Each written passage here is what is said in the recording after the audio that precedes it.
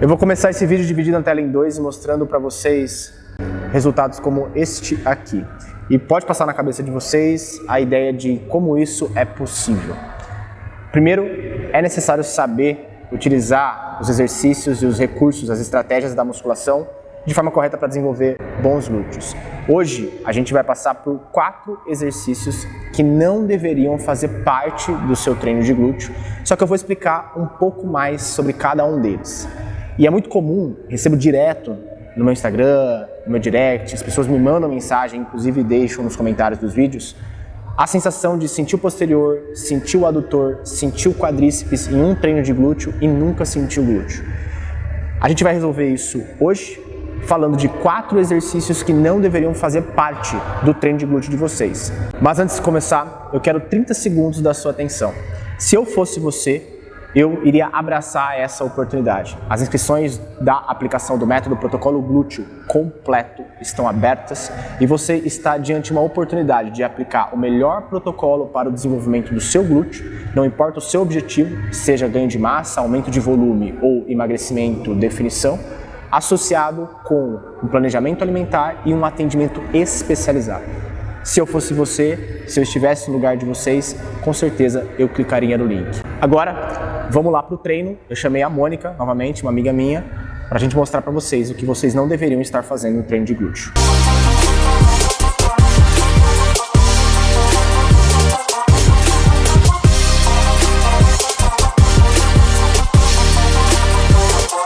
O primeiro exercício que não deve fazer parte do seu treino de glúteo é a elevação pélvica. Não assusta não, tá? Calma, gente. Por essa você não esperava, né? Não. Time, vamos lá, com calma agora para explicar para vocês. Existem 2 maneiras de executar a elevação pélvica que vão trazer uma atividade superior para anteriores da coxa, principalmente reto femoral, flexores de quadril, e para posteriores da coxa.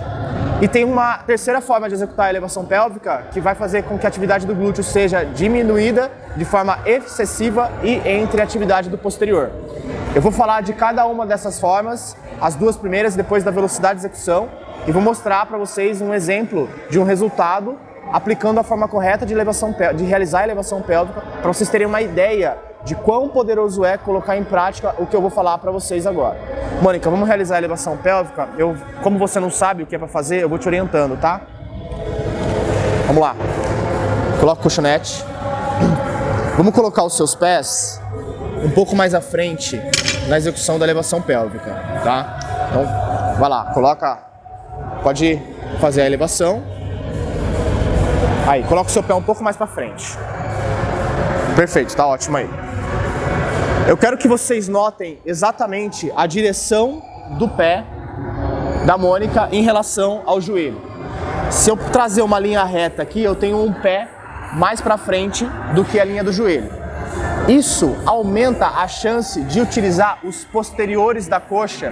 Eu não sei se vocês conseguem ver desse ângulo, mas se vocês vierem um pouco mais para cá, vocês vão notar que a gente tem uma atividade muito grande dos posteriores da coxa da Mônica e eles acabam, como nós temos músculos biarticulares que saem lá do quadril e se inserem aqui no joelho, eu tenho um recrutamento dessa musculatura muito maior, tá? Pode descansar um pouquinho, Mônica.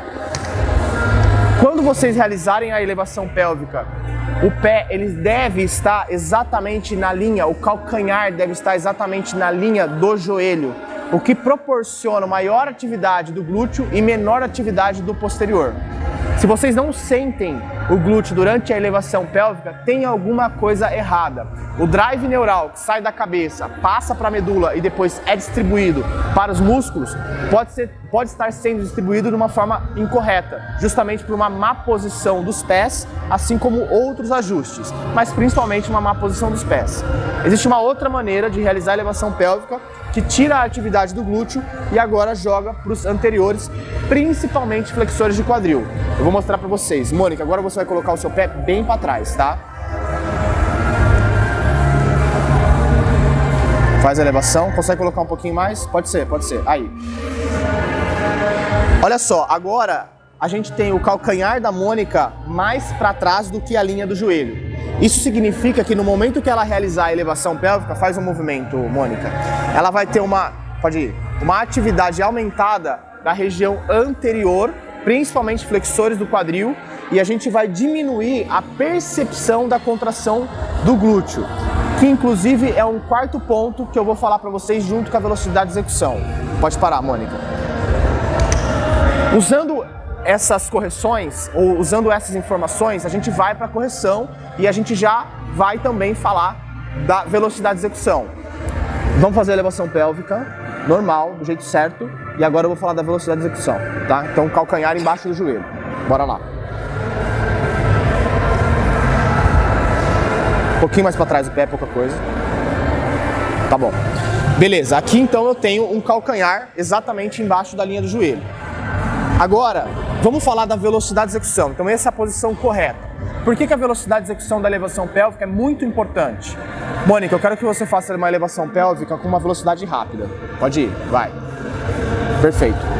Nessa velocidade, a gente tem uma atividade aumentada dos adutores e nós temos uma menor conexão mente-músculo. Isso significa, pode parar, isso significa que a chance de você ter consciência de contração e conexão com essa contração é menor. Automaticamente você atrasa os resultados dessa região. Eu vou dividir a tela em dois aqui para vocês terem uma ideia do resultado da conexão mente-músculo no desenvolvimento muscular. Aqui do lado tem um gráfico e nesse gráfico a gente vê um grupo que teve uma alta conexão mente-músculo e do outro lado a gente tem um grupo que não teve uma alta conexão mente-músculo. Ou seja, quando nós realizamos a elevação pélvica com uma velocidade reduzida e também implementamos o pico de contração, essa conexão mente-músculo ela é melhor utilizada e causa um resultado maior. Como a gente faz isso? Vamos fazer a elevação pélvica agora devagar com pico de contração. Posicionou o pé adequadamente, vai realizar a descida com calma, a subida com calma e todas as vezes que você finaliza a subida, um pico de contração, aperta o glúteo. De novo, um detalhe importante, conforme você vai realizando a subida, desce, Mônica, nesse momento você já vem apertando o glúteo. Então no momento da extensão eu já venho amarrando esse glúteo e preparando ele para o pico de contração para segurar um pouco ali. Eu aumento a conexão mente-músculo e a capacidade de contração dessa musculatura, o que no final das contas vai resultar nessa diferença de desenvolvimento que vocês viram no gráfico do lado aqui, como o experimento já mostrou. O segundo exercício que não deveria estar no seu treino de glúteo é o stiff, mas calma, antes de falar dele e te dar algumas observações importantes, eu vou dividir a tela em dois e aqui do lado te mostrar um treino que provavelmente você acredita ser de glúteo. Olha os exercícios que eu tenho aqui do lado, dá uma lida. Se você parar para analisar, a composição desse treino é um treino muito mais para anterior de coxa do que para glúteo. Isso significa que o stiff pode até estar dentro de um treino de glúteo, desde que a ênfase, ou seja, de forma majoritária, predominante, os exercícios que compõem esse treino sejam de fato para os glúteos, e não, por exemplo, o que você vê aqui do lado. A gente pode até imaginar que pelo fato da gente ter várias extensões de quadril ali, nós temos estímulos para os glúteos, sim. Só que quando a gente compara esse treino em relação a quadríceps e glúteo, a gente tem um estímulo muito maior para quadríceps fazendo esses exercícios aqui do lado do que para o glúteo. Agora falando do stiff, vamos voltar aqui. Mônica, executa o stiff. O que acontece? No stiff, apesar da gente ter uma dinâmica de quadril, tá? O quadril se desloca para trás e depois pode subir, Mônica, fazer curto mesmo. Então eu tenho um deslocamento para trás e depois eu tenho esse quadril voltando para frente, causando uma extensão. Apesar da gente ter uma extensão de quadril aqui, a tensão é muito maior devido às inserções dos músculos, ou seja, aonde esses músculos estão posicionados nos nossos ossos, nos posteriores. Então o tensionamento do posterior, aqui no caso do stiff, é muito maior do que o tensionamento do glúteo. E por mais que ela faça um movimento maior do que está acontecendo aqui, isso não aumenta a atividade do glúteo. Vai aumentar ainda mais o alongamento dos posteriores da coxa e o tensionamento desses posteriores da coxa. Existe uma solução para isso? Até existe. Pode deixar a barra no chão, Mônica, e faz um terra normal, tá? Pode fazer o terra normal, fecha um pouco mais a perna. Isso, pode fazer. O levantamento terra, ele faz com que a tensão no glúteo aumente, porque agora sim, pode ir, Mônica, pode executar. eu tenho uma flexão muito grande do quadril, um alongamento desse glúteo e eu necessito do encurtamento da contração máxima desse glúteo para realizar a fase concêntrica, a subida. Beleza? Deixa no chão, Mônica, fica de pé. O que a gente tem que notar, pode ficar um pouquinho, isso, fica assim, né? O que a gente tem que notar é o seguinte, o stiff ele pode estar dentro de um treino de glúteo desde que, de forma majoritária, os estímulos sejam voltados para o glúteo. Vamos supor que vocês não têm muito tempo para treinar, tem 40 minutos ali e vocês precisam de um estímulo para posterior também. Só que o foco de vocês é o glúteo. Aonde que vai estar alojado o stiff dentro dessa sessão de treino de glúteo? No final. Quando eu já completei todos os estímulos necessários para aquele tipo de glúteo, para onde estão as atrofias musculares, para onde estão os encurtamentos musculares e no final eu vou dar um estímulo de suporte para o posterior de coxa para não deixar isso aqui defasado. Agora, utilizar o stiff logo no começo do treino de glúteo não é interessante porque você já vai estar utilizando um alto estresse nos posteriores de coxa, deixando o potencial de desempenho do começo do treino da musculatura alvo defasado, porque você já vai chegar nos estímulos de glúteo mesmo de fato com um corpo mais cansado e vai ter dificuldade de executar o exercício que foi programado para você fazer em específico para os glúteos. O avanço é outro exercício que não deveria estar no seu treino de glúteo. Por quê? Para um pouquinho, Mônica. Dá um passinho para trás. Quando a gente realiza o passo para em seguida realizar a descida, dá o passo e faz a descida. Quem está sendo utilizado, pode ajoelhar no chão e descansa. Quem está sendo utilizado aqui como forma de frenagem para o movimento, para iniciar a contração, é o quadríceps. Então o quadríceps ele entra como um músculo basicamente de controle. Eu preciso aterrissar para fazer o agachamento, o afundo aqui antes do próximo passo. Então avanço, passado é a mesma coisa. Esse recrutamento excessivo do quadríceps, ele vai fazer com que essa musculatura seja a musculatura alvo, ou seja, seja a ênfase do movimento. Isso significa que quando faz agora a subida, pode subir, aí. Isso significa que quando eu faço a subida para em seguida dar o próximo passo, eu tenho uma inibição do glúteo? Não, não tenho. Só que se a gente parar para fazer uma análise aqui, vamos virar de lado para a câmera, Mônica, faz a descida. Se a gente parar para fazer uma análise, quando ela toca o joelho no chão, nós temos 90 graus de flexão aqui, assim como quase 90 graus aqui. Se ela inclinar um pouquinho o corpo à frente, a gente tem um grau aumentado no quadril. Isso, em tese, faria com que a gente utilizasse muito mais o glúteo, já que eu tenho ele mais alongado aqui, mais estirado, no momento do avanço. Mas, na realidade, na prática, não é o que acontece por conta da dinâmica do movimento. Sobe, vamos de novo aqui, ó, vem cá. Prestem bastante atenção. A ênfase aqui é quadríceps, faz o avanço.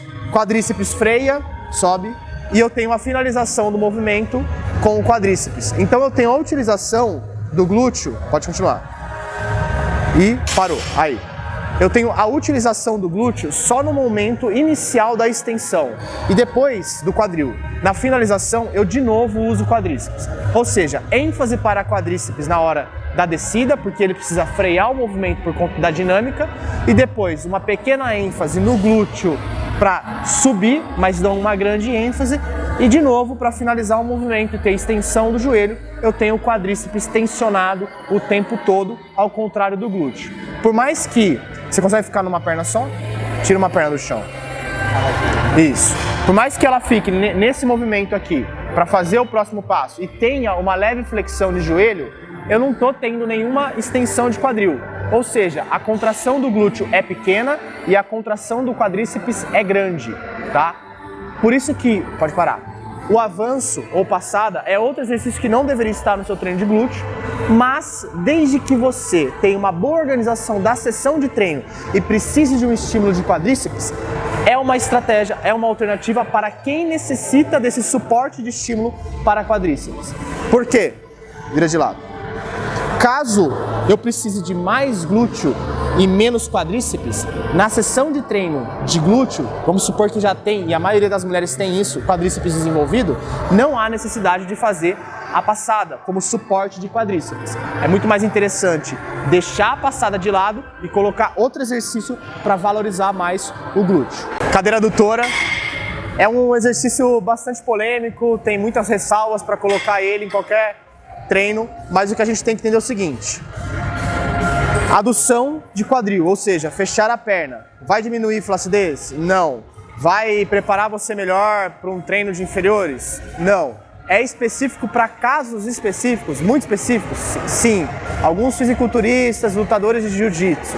Mas o que vocês têm que saber é o seguinte: os adutores, músculos internos da coxa, que são os músculos que realizam esse movimento aqui, ó, o movimento de fechar, pode fechar, Mônica. Eles são hipertônicos ou tônicos, pode continuar, Mônica. Isso significa que, por natureza, esses músculos já são hiperativos, eles sempre estão em atividade. Só que tem uma questão que é problemática aqui. Os adutores, pode parar, eles também são extensores de quadril, ou seja, qualquer exercício que tenha extensão de quadril pode estar solicitando os adutores no momento da execução. Então, um agachamento completo, um leg press completo, um agachamento no rack completo, um afundo, o próprio búlgaro, a elevação pélvica, eu tenho o recrutamento desses adutores.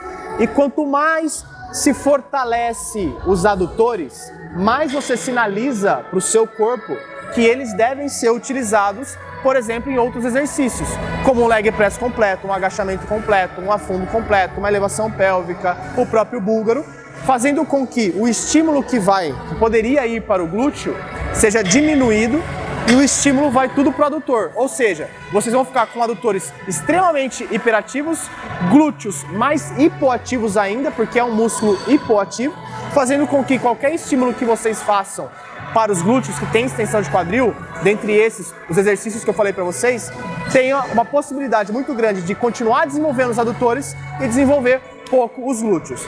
Eu vou deixar a tela dividida em dois e vou colocar aqui do lado para vocês terem uma ideia, glúteos de crossfiteiras. O que acontece no crossfit? Um estímulo excessivo dos adutores, não porque elas fazem cadeira adutora, mas porque elas executam os exercícios em uma velocidade muito grande e para isso a solicitação de adutores é muito grande, a mesma coisa que eu falei para vocês lá na elevação pélvica, fazendo com que mesmo que elas façam agachamentos completos, levantamento de terras, nós temos um estímulo muito grande, uma hipertrofia muito grande de adutores e o glúteo sendo desse jeito aí, um glúteo mais mirrado, sem hipertrofia, sem formato. Então se você está na academia fazendo o adutor para flacidez ou porque você quer se preparar para o treino, esquece, esse exercício aqui não vai ser interessante. Agora, como que a gente pode usar essa máquina de maneira inteligente? Deixa a máquina te alongar, só abre. Podemos alongar os adutores da máquina, tá? Tensionando, a gente usa o peso para isso, para pessoas que têm encurtamento nos adutores, e aí sim eu estaria utilizando essa máquina de maneira inteligente, ou seja, uma máquina facilitando um alongamento de alta tensão, porque eu estou utilizando carga, para quem tem encurtamento severo nos adutores, ajudando em vários outros exercícios de extensão de quadril. Isso seria uma prática inteligente para quem quer desenvolver glúteo. Time, esses foram os 4 exercícios que não deveriam fazer parte do treino de glúteo de vocês. Eu contextualizei cada um deles, expliquei para vocês o que é ênfase, como executar da forma correta ou como introduzir cada um desses exercícios de maneira inteligente. E mais uma vez, eu tenho certeza que fará muito sentido todos vocês participarem da aplicação completa do método Protocolo Glúteo. As inscrições elas estão abertas no valor promocional e o valor promocional vai até apenas o dia 10 de julho. Depois o valor promocional cessa e vocês vão pagar mais caro. Aqui embaixo tem um link, vocês podem fazer parte agora. Lembrando que esse é o terceiro vídeo de 4 vídeos que inauguram a semana Protocolo Glúteo e a abertura das inscrições do método Protocolo Glúteo junto com a assessoria TDE. Alguns bônus importantes para eu passar para vocês são uma assessoria gratuita de utilização de suplementos alimentares para todos que realizarem a inscrição do método Protocolo Glúteo e também o treinamento do próprio Protocolo Glúteo, onde eu explico macetes, ideias, estratégias que vocês podem aplicar durante o treinamento e como esse complexo glúteo funciona de fato, como você vai poder otimizar o desenvolvimento nesse treinamento, além dos treinos específicos do tipo de glúteo, correções de desvios posturais através das nossas cartilhas de correções e não esquecendo, não menos importante, um treinamento completo de vácuo do abdômen. E falando em vácuo do abdômen, O último vídeo, o quarto vídeo, é um bônus e a gente vai falar sobre vácuo do abdômen para melhorar a linha de cintura e deixar o corpo com uma definição, uma harmonia muito mais ressaltada. Se vocês gostaram desse vídeo, não se esqueçam de fortalecer o nosso trabalho, deixando o like, as dúvidas nos comentários, se inscrevendo no canal. E eu vejo vocês lá dentro do método Protocolo Glúteo para a gente aplicar isso agora.